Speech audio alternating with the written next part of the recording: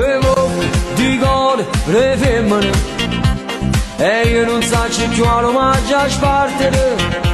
Le amo, le adoro, sa vita mia e chi sto cuore mio non sa per scegliere. La prima sono sempre innamorata e da secondo stesso sono perduto.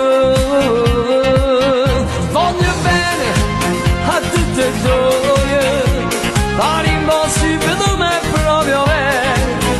Voglio bene a tutte e due, ma sento due volte traditore, come la prima alle 3 e con l'altra alle 6, un ti amo per due, parla